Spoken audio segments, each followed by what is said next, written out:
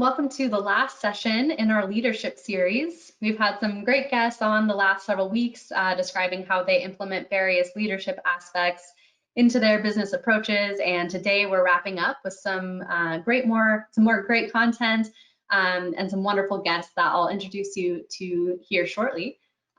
First though, just a few housekeeping items. You can ask your questions at any time using the GoToWebinar panel. So feel free to type those in. We'll get to some Q&A at the end of our interview questions here. And we are also recording this session, so you can access it on our website afterwards in the resources page on our video library. You can see all of our past recordings there. And I'll also send out an email later with the links so you can view it directly through the email. So I'm Hannah Curtis. I'm a coordinator with the North Metro SBDC, and I'm joined by Jon Jaggers, lead consultant with the SBDC. Jon has been working with both of our guests for several years to help grow and guide their businesses. So we also have with us Brandi Paik, CEO of CG Habitats, and Kevin Molick, owner of Timberleaf Trailers. So Jon, Brandi, Kevin, thank you for making the time to be here with us today, and we can dive right in. Let's see, Brandi, I think we'll start with you. And Jon, I think you're up for the first question here. Okay. First of all, we're gonna just a little intro on Brandi and her team. Is that I picked them because they demonstrate a great deal of resilience. Some of the techniques that they put in place after COVID started showed a great deal of determination and persistence in times of challenge. So we're gonna talk through that. So keeping that in mind, Brandi, what was the turning point when you realized you had to make some changes? Well, as a business owner, I think the moment that you start to become comfortable with where things are at is the moment that you should be looking at what systems you have in place and not quite questioning what you're doing, but just making sure that you're still doing everything efficiently and everyone's doing their job the way that you want them to do it. So we are always looking ahead. We design all of our products a year and a half in advance. And so we a lot of times forget what year we're in just because of that. And we had been talking all last year when we were doing our sales. We have a very small team. We also have some sales reps that are regional, and we do a lot of trade shows. We're literally on the road the whole month of January. When you have young kids, it's pretty difficult, but we enjoy it, so that's awesome. But we were just looking at all the time that was spent, all the money. You know, some trade shows are really profitable for us, and then there's others where it's just a pure gamble. And I think any new territory that you spread out to, you're really not going to know who's going to show up. Or am I really in a good placement on the show floor? That sort of thing. There's just a lot of things to analyze and predict. And so my husband, who's been my business partner, he had been talking a lot for the last couple of years about how can we work more efficiently. And then we kind of had some plans, but you never want to be like too ahead of the times, right? And change too much when your customers aren't ready for that. So like for example, a few years ago, people started cutting back on paper, and I think that's a great idea, but I'd overhear buyers at the trade show at that time say, I asked for a catalog and they said they don't print them anymore. And the other guy like dropped the F-bomb, like, you know, they're just so disgusted. So you just have to really be careful about what you're throwing at your customers for. In our case, I'm talking B2B. And so then when the shutdown happened, that was in March, and thankfully all our shows had already happened. But my husband, Austin, was saying at that time, trade shows are not happening this year or for 2020. I mean, he knew it right then and there. There's just no way they were going to go down. And so we pretty much immediately started coming up with plan A. We didn't want to put our business at the mercy of more shutdowns and a virus. And so we acted right then and there, which you have to, because if you're in pain about something that needs to change, you've waited too long. Very good. Great. Thank you, Brandi. You hinted at this, that you used to do a lot of trade shows and you have your field sales reps. So can you talk a little bit about the transition from that in-person selling to online marketing? Yeah, so we're doing it right now, right? This all used to be done in person, and at the beginning we all thought it was painful, and we definitely miss all being in person, but we're gonna become more and more comfortable with this new lifestyle, this new business change, and people are gonna realize that, oh, I'm saving so much time and money for traveling. It's needed. So we held on to our most profitable, our best sales reps, and we had to let go of a few that just were creating more work than help. And then we built a buyer's lounge, and so it's a centralized location where all of our order sheets and our catalogs and our videos, and we do a lot of what we call collaborations. We work with a lot of mountain resorts and established snowboard shops, and so all that explanation is all in one area.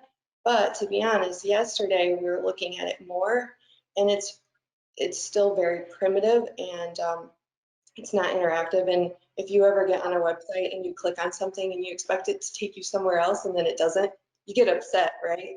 Well, that's kind of where our buyer's launch is at the moment, and so we need to very quickly move on to a better solution so that our customers, our shops, are not getting on there and getting frustrated that it's not working the way they want.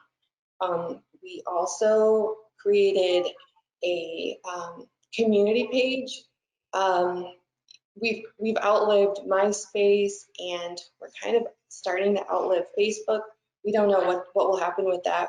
Right now, Instagram's the big thing, but who knows how long that will last. So, and all that data that you're putting on there, I mean, that could disappear, right? You don't own that, as far as I know. So we wanted a place where our ambassadors and just our fans, our followers can go and they can post on there. And it's a very neutral place where all we're talking about is snowboarding and surfing, and we're not pushing our political or religious views. And it's just a positive place that we can meet as a community. And that's what you've done is really a great example of pivoting. I know you hear the term probably overused, but I think it's appropriate for what you did. So with your buyer's lounge and really your ease of transactions, what costs were you able to save with the basically the elimination of sales reps and just sales reps? If you just factor in just the traveling in January, at least $25,000 that we saved. And also one thing too to note is that Austin always he's been saying this a lot, that it's really leveled the playing field. So small businesses, our one advantage is that we can all pivot quickly if we want to. We just have to come up with the idea. And these SBDC webinars and meeting with an SBDC advisor is a great way to get the ideas rolling, because we're all business owners. We have the ideas in here, and sometimes it just takes some kind of inspiration to get that idea out and to put that into play. And like for the trade shows, for example, if you compared us, like for example, we had this brand that we had never heard of across the hall from us, and we're in a 10 by 20 booth. We had probably, I think, 120 appointments, which is really killer. And they had maybe 3 appointments, but their storage was the size of our booth. And so when they take the trade shows away and now we're online, we could look like a multi-million-dollar company that's, or, you know, it just totally levels the playing field. So it's really cool if you have the ideas and you can implement it, and you can really get competitive in this market. That's exciting too, to think about, you know, you've made some of these changes already, and then who knows what could still be up ahead. Yeah. Which kind of leads us into our next question. You've made enhancements to your website already, like you mentioned, the buyer's lounge. I think you've made some purchasing transaction updates as well. Can you talk a little bit about those? Yeah, I have a list. We've been doing a lot. My big thing right now is what kind of apps and plugins can we put in. So we work with Shopify, and they're the second world's largest e-commerce site. So most people, there's a ton, I mean, thousands of brands that run their website and their shopping cart through Shopify. And it's really exciting to see, like, there were things that I wanted to add on and be able to offer years ago, and it either didn't exist or it was extremely expensive. And nowadays there's so many companies coming out with different apps and plugins that just make things so extremely easy, and it's just a very small monthly fee, or sometimes it's free, and you can work a lot more efficiently and save so much time, and you really save a lot of money. Like, for example, I do the accounting on QuickBooks, and right before Black Friday, thankfully, I found WebGility is it's a plugin, and it just imports my orders from Shopify into QuickBooks daily, and I think it's $40 a month or something like that, and it's saving me hours of work. Also, this week I became our team manager, which that's one role I've never taken on, and I was a little overwhelmed, to say the least, because I don't even have a list of all of our ambassadors. But I did like a quick search, like, okay, how can I manage all these people? And then I found a Shopify plugin where I can have my whole team on there, and it tracks. I can give people tasks, because, like, I need content, right? I need photos, I need videos. Maybe I need them to go into a shop for me. I can give them tasks, and then I can reward them either by money or product. And it all goes through. It's all through Shopify. So even if they request product, it comes in like an order. So I don't have to text them, hey dude, do you want a size large or extra large? Oh, sorry, we don't have large. What about extra large? You know, like, you're wasting so much time, and it just makes things so much easier, so they can do it anytime they want. And let's see, what else did we did? We linked Amazon with our website to stream all the online shopping. So now we don't have to go to Amazon directly for Seller Central. It's just all done through Shopify, so that even the inventory. We were not sure what was going to happen with the outdoor industry, and in March we started a third brand, and it's called Have Gear, and it focuses more on military, and it's just for workers. And so it's I'm not explaining it very well, but it's kind of in the realm of what we're producing right now. But we have like a utility glove, and we have a backpack, and we have a tactical face shield, so that sort of thing. So that was kind of like our backup plan, if in case people weren't interested in enjoying themselves outdoors. If you get an idea, you just got to jump on it, right? Let's see. I think that's about it. But one other thing too was, right as the shutdown was happening, another thing I did is I immediately went through all of our expenses, and I analyzed, do we need that second phone line? Things are slowing down right now. Like, do we need this? Can we cut back on this? And then anything that was working well, like certain things with marketing, like, okay, we need to step it up. Can we invest more money into this? So that was something that I really had to like stop and look at my bank statements and really figure out, okay, does this need to continue on? And I think that's about it for that question. Well, you're giving us a class on marketing without a doubt. So, but one of the things that you and I talked about were using flash sales on emails. Oh yeah. So I don't think you mentioned that, but can you talk about that a second? That saved us for the summer. So I was telling Hannah earlier this week that our online sales have each month compared to last year's, they've grown 300%. And our summer sales usually slow down because we're really well known in the winter scene, especially for our gloves. But we were doing weekly flash sales, and a lot of the stuff we needed to clear stuff out. We pushed stuff out. New product come in, we would market it on social media, and we'd have on the website like the pop-up and the web banner. We would do all that kind of stuff, and it worked. It was incredible. The online sales in the summer just stayed strong, and it was awesome to see. So people, they were on those channels, and it worked. Great. Good to hear. You brought up Instagram, and it's a huge place for marketing. How have you been using it to attract followers, get new sales? What have your tactics been? So about 1/3 of our posts are product, and then the other 2/3 are either action shots or lifestyle.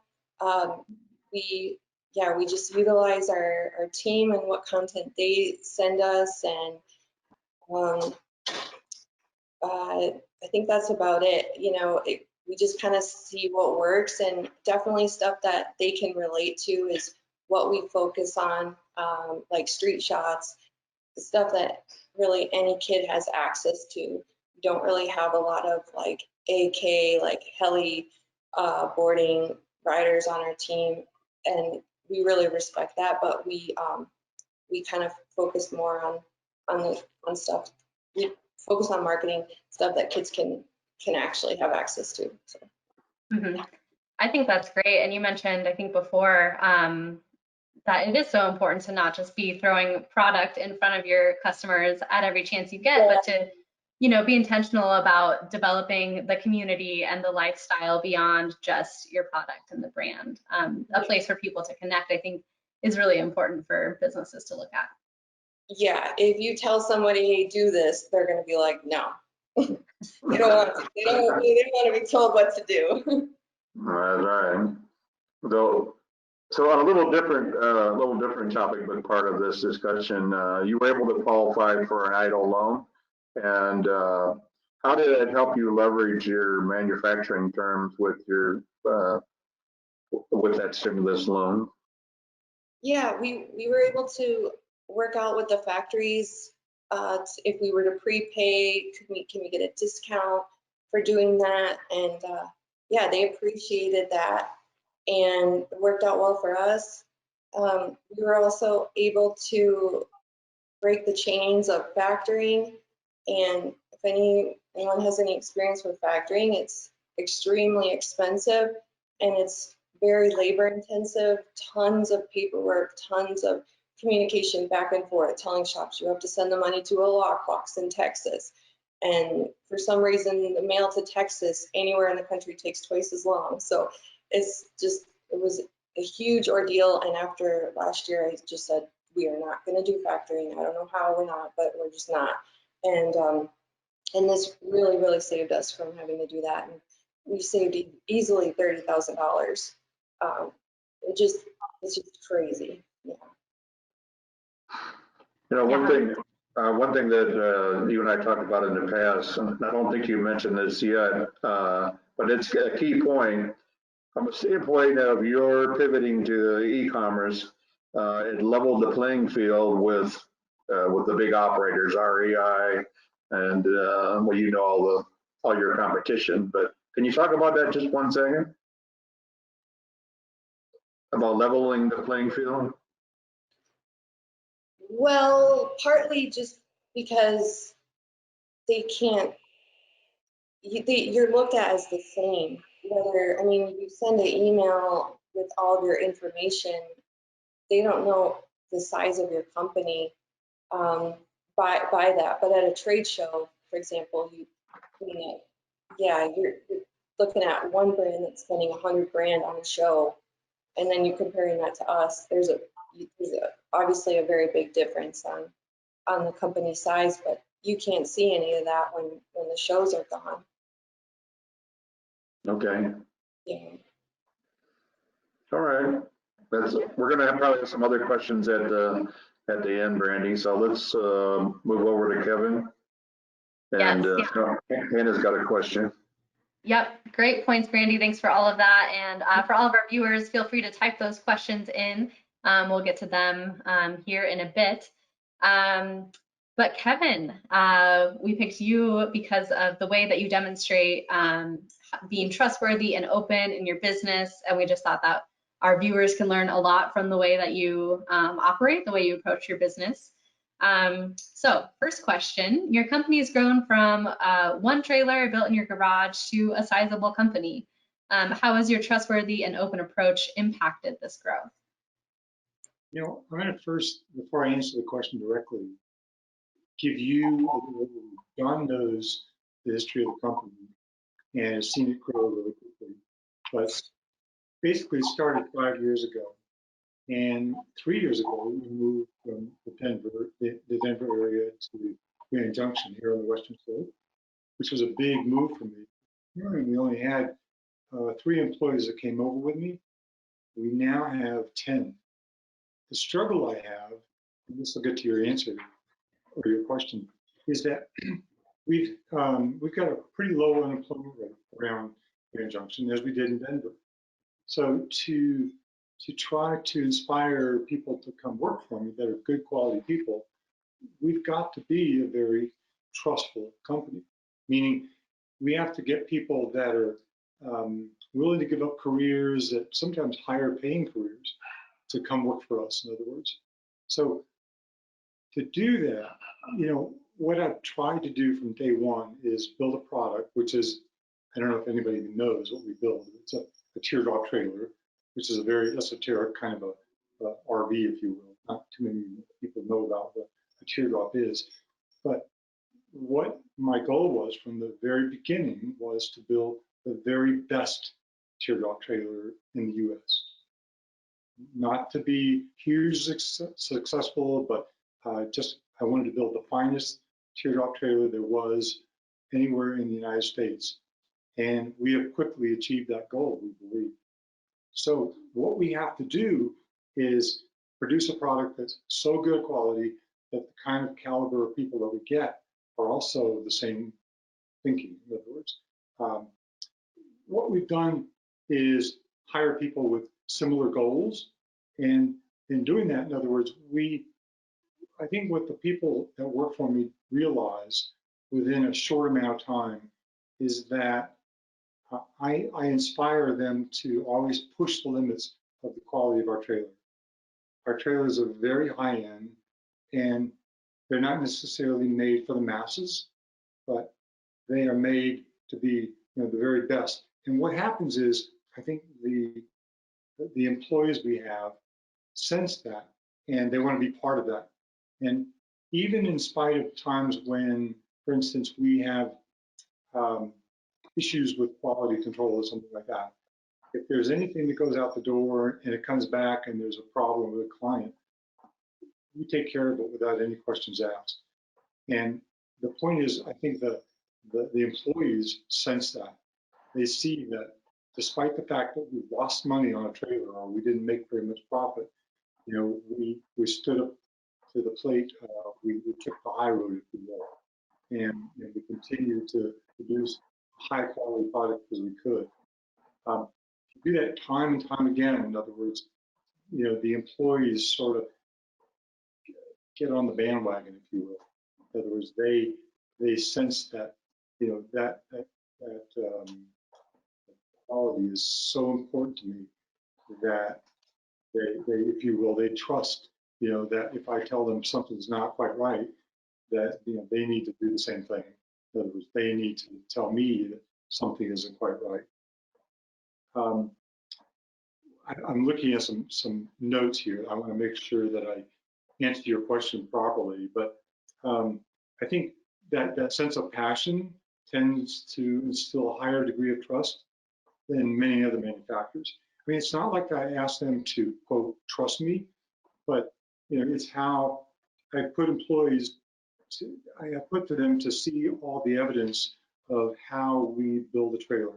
In other words, if something goes wrong and we take that high road, they can sense that no matter what happens, they're going to be part of a company that they need to be taking that same high road.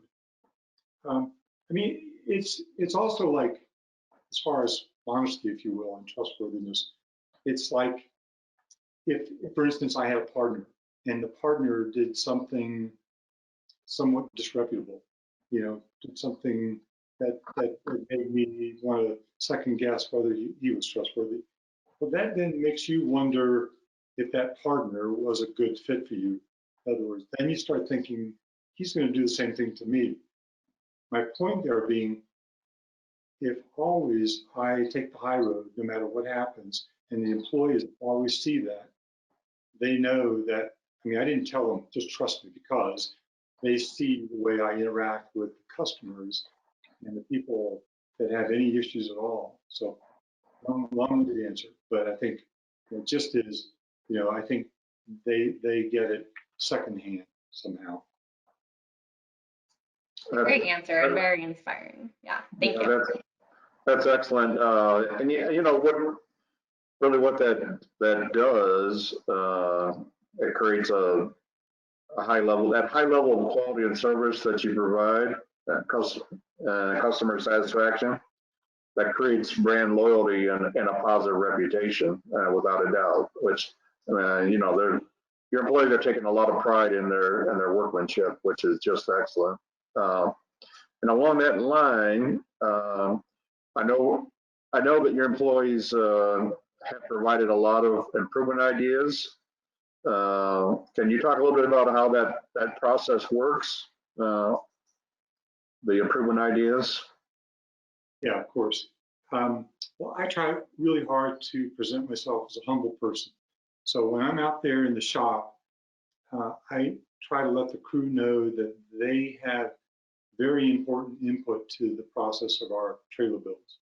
And, even though we feel like we are on the top of the heap and the best trailer there is out there on the market, there's a lot of other companies who are trying to achieve the same thing.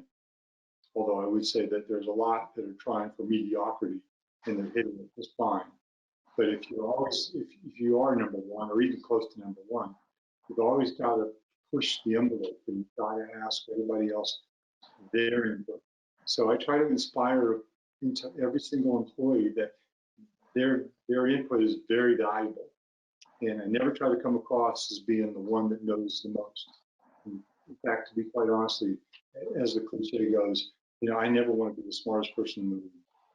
And I truly try to communicate that to every single guy in the shop.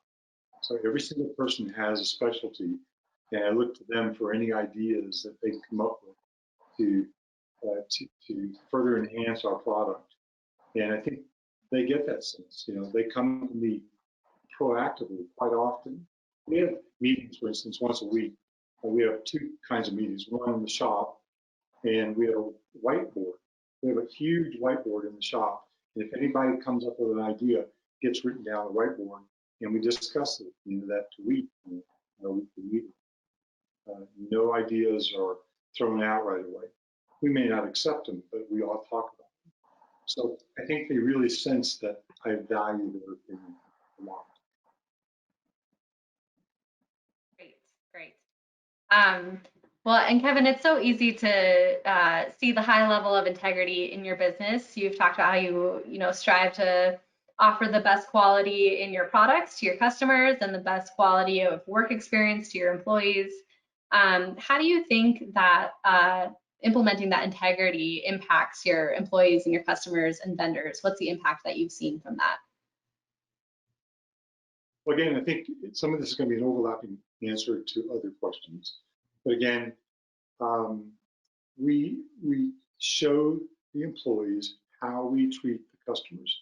In other words, they can sense that if we're treating the customers, because they see it from behind the scenes, they see that we don't cut corners, that they can trust that they're going to be treated the same way.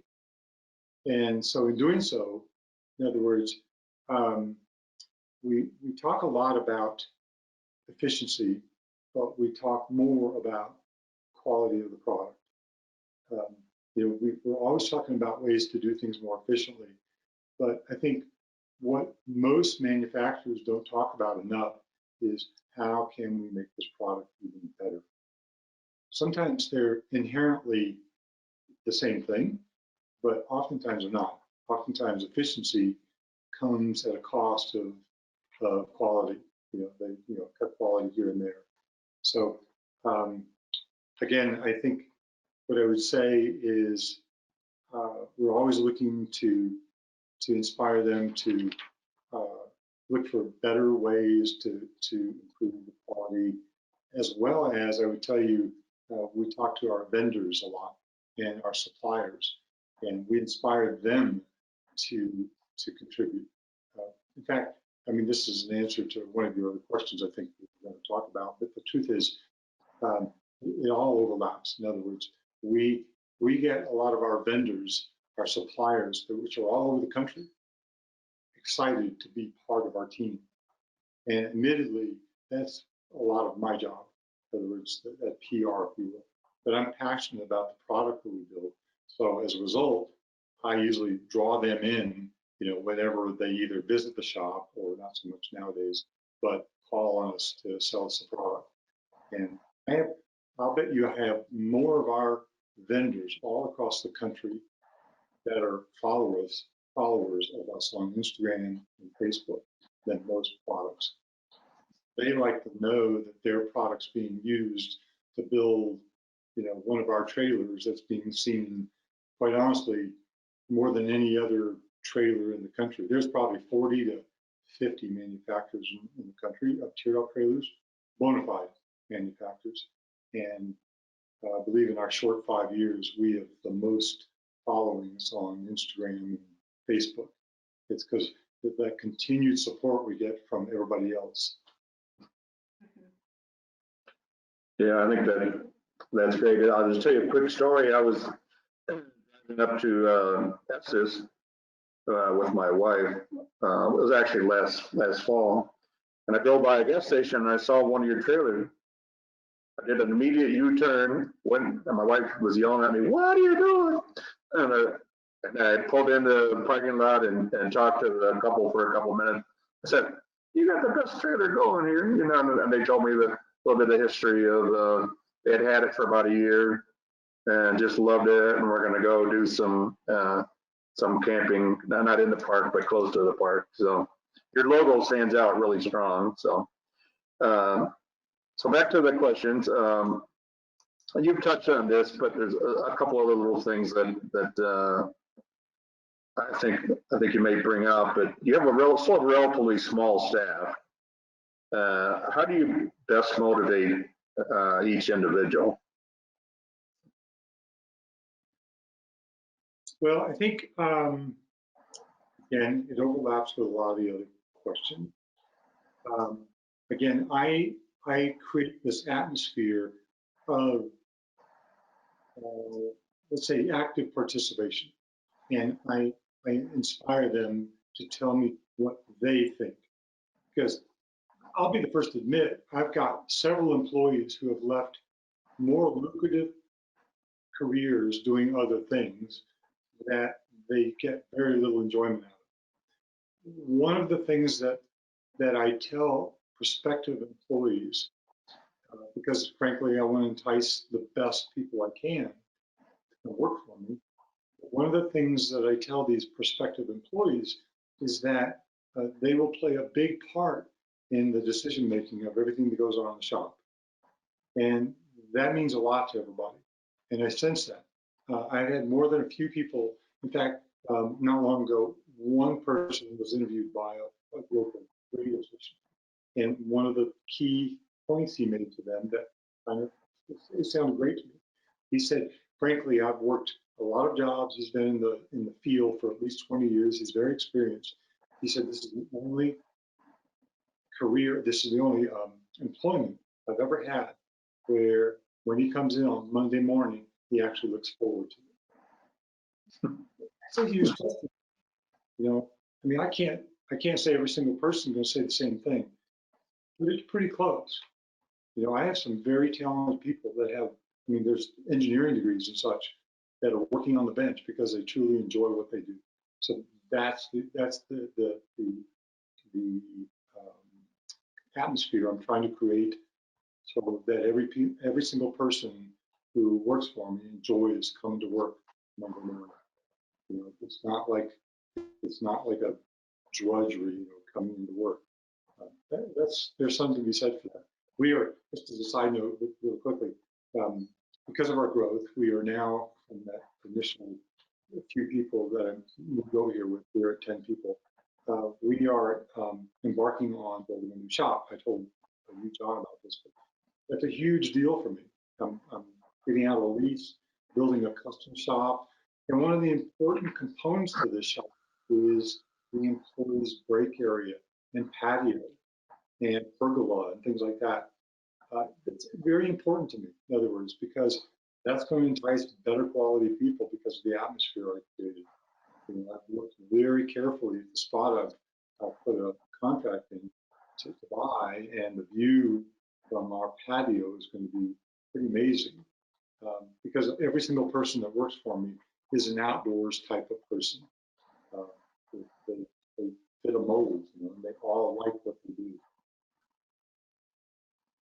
That's exciting. That's what we all want when we go to work, right? We want to enjoy what we do every day, and that's not the case for a lot of people. So to know that you're being intentional about creating that space for your employees to feel encouraged and inspired and passionate about their work, I think speaks a lot. And like you've mentioned, that carries over to the customers. You don't have to convince or trick customers to buy your products. They see the quality that you do, they see the passion in your employees, and they're, you know, compelled to want to buy your product, is the story that it sounds like is lived out. So that's really encouraging.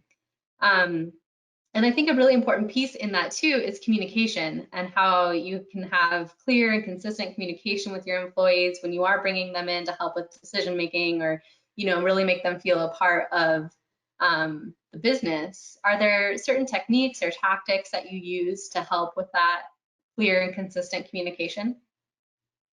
Yeah, I would tell you that specifically, I'm very much against confrontation. I'm not very good at that. And as a result, I don't want to have things left unsaid, nor do I want them to misinterpret how I put things in meetings. So we've actually gone to the extent, finally, several months ago, creating an employee handbook. It's a very formal handbook. I never thought I'd have a handbook with, you know, 10 employees, but frankly, it was well received, and it's very clear and concise, and it lays out all the rules that I've explained to a new employee. And plus, we have other things like guidelines for benefits and things like that. So that, for instance, one of the huge benefits we offer to all the employees is that they can build their own trailer. And that's a huge benefit because, I mean, basically, I'm giving them the full use of our entire shop to build this custom trailer, and they only have to pay for materials in their own time to build it. Well, as a result, in other words, we felt like it was necessary to put out not a diagram, but an explanation of the benefits and when they can use the shop, and how often they can use the shop, and the terms of how often they can build a trailer, et cetera, et cetera. So the point here being, I found that putting things in writing and documenting everything, whether it's safety rules or the employee handbook or the rules of building their own trailer, in other words, because it eliminates a lot of that confrontation that I can't stand.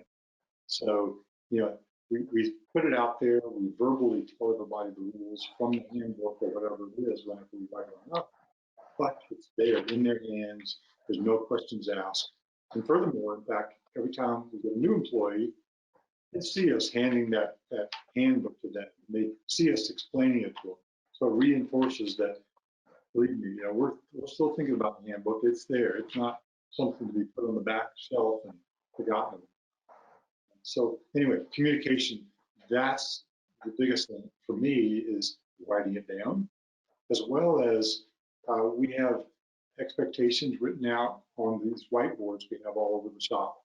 The whiteboards are dedicated to each category that we have two different main categories, or two different departments in our shop. So we write them down, so we don't just tell people these are the goals this week.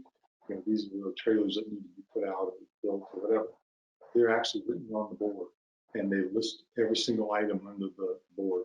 So it's not just verbal, it's a lot of written documentation. So I think the writing, documentation, as well as weekly meetings. So we have weekly meetings. Sometimes there's very little to say, but they know that's a good time to say it. You know, instead of casually discussing something on the fly and when one ear and out the other, we do it at a meeting, we make a note of it, and we deal with it.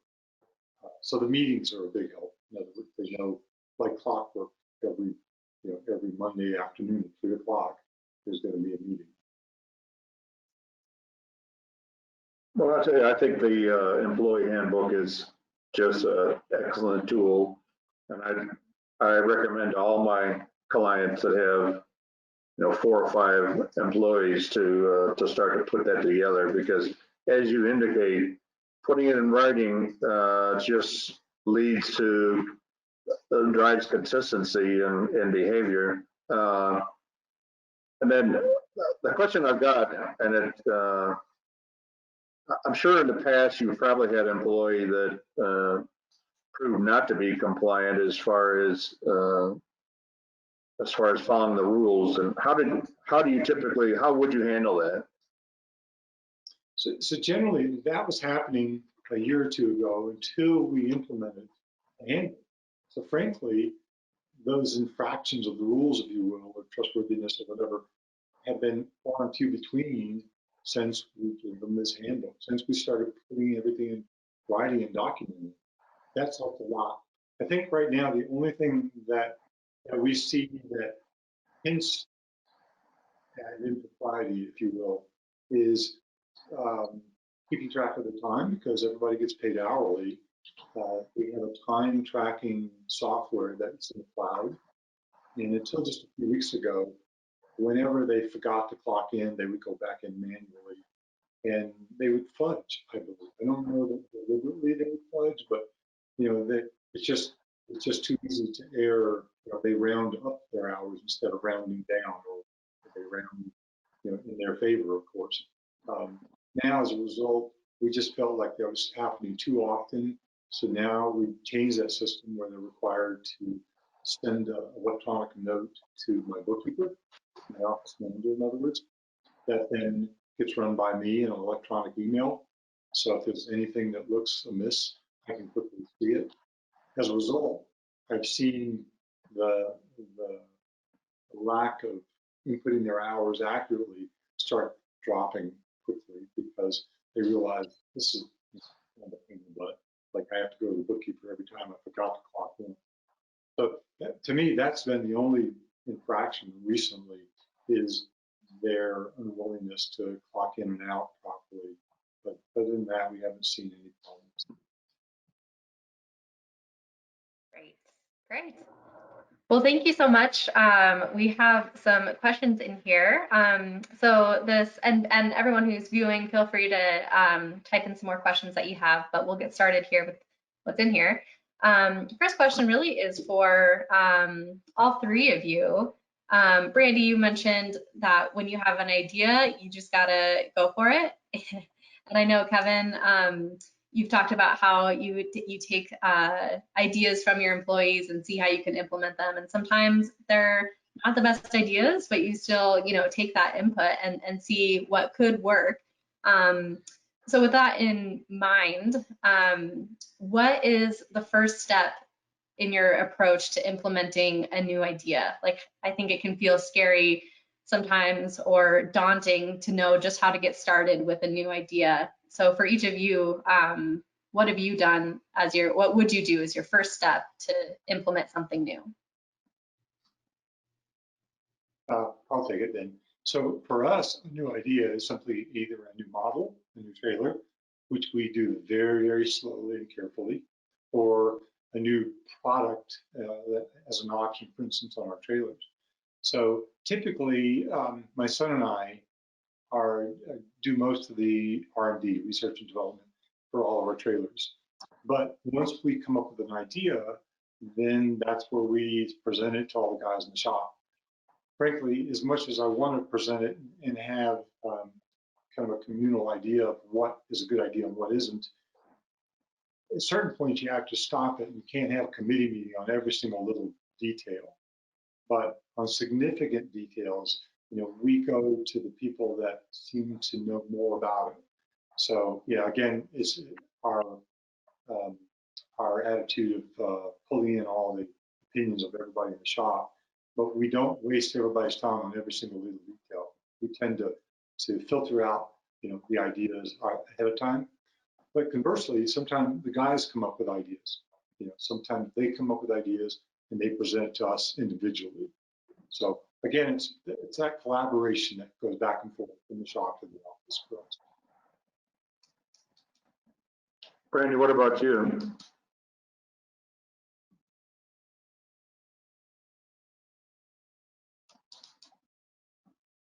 You might be on mute there, Brandi. Sorry. I agree with Kevin that it kind of depends on how big the idea is, but the first step is definitely just writing it down and doing a little research on it, kind of to weigh the pros and cons if you were to go forward with your new idea. Something that's a little bigger, running it by someone is always really nice to just get that reaffirmation that this is a good idea, and just talking about it, even just speaking it out loud, even to nobody, you kind of register and you think more deeply about it. When really big ideas though, definitely writing it down and sleeping on it, and maybe doing something outdoors, taking your mind off of it, and then coming back to it later and this was a really good idea. We definitely need to jump on it. And then if that's the case, then just creating a task list on how you can get started. What do you need? Who can help you? Definitely delegating anything that will help you get the job done quicker is always really helpful too. I think you both hit on what I would do, and we've done this in the past. Anytime that there is an action or an idea that comes forward, we try to create a action register. So, what is it? And as both you said, write it down. And then, who's going to take the responsibility? And when would you like to try it? So a lot of it may be experimentation, but still it opens up that line of communication, and if an idea works, then it certainly makes your employees and you feel good about it.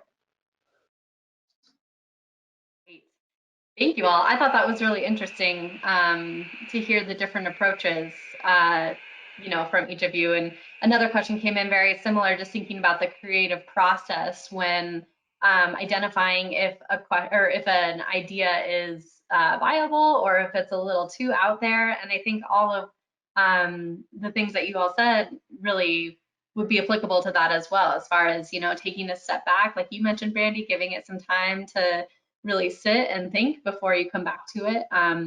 Jon, like you said, just thinking through some of those details of what those action steps would be if you were to take it through, you know, whose duty is it and what does that look like? And just working through some of those details, I think could be helpful. And Kevin, as you started it off with, just that collaboration piece, you know, making sure all the players who would be impacted have been able to give their input on it.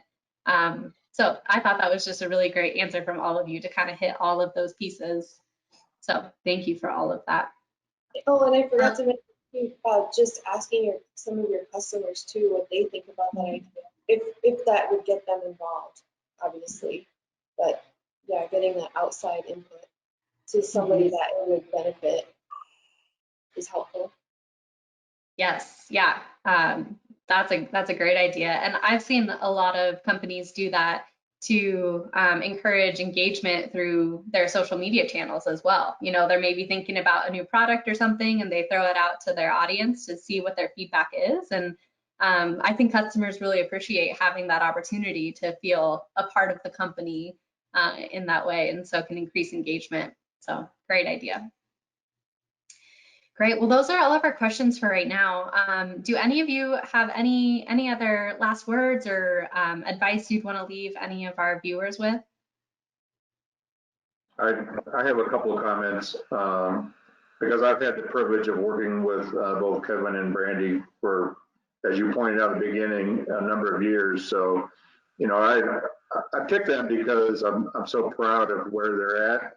You know, we're going through some very difficult times, and you can throw up your hands and say, well, I give up. But no, they don't give up. In Brandi's case, her tenacity and her courage to make changes and to try different things, I think is just phenomenal.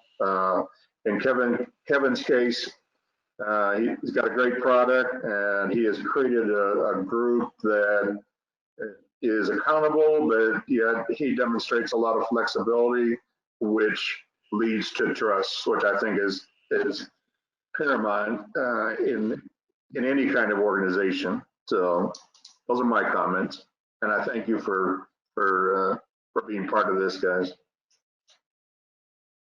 Yeah, thanks for having us. I just wanted to add to that. I don't know if everyone is like me and is just so sick of all the, oh, it's been a crazy year. I just want to focus on the positives, and of course, every day isn't flowers, but we need to take a step back from things when we get overwhelmed. And I'm telling a lot of people the news is toxic.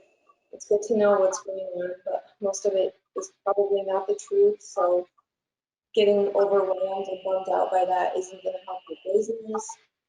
Make sure you're taking care of yourself right now. You're getting exercise and mental health, whatever you need. All that stuff is really important because it all impacts your business. I mean, we could talk about that for days. So I'll just cut it at that. Thank you. Yes, very important, definitely.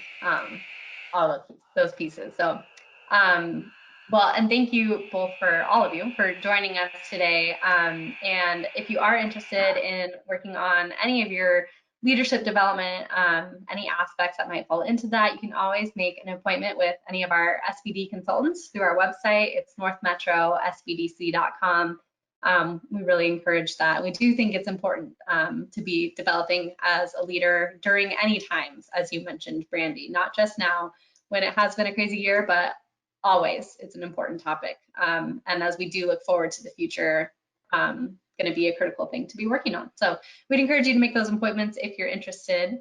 And Kevin, Jon, Brandi, we're just so thankful for all of your time today. And we thank you to everyone who tuned in. We will have this recording up later today, so you can review back on that. So thank you all, and we wish you a great afternoon.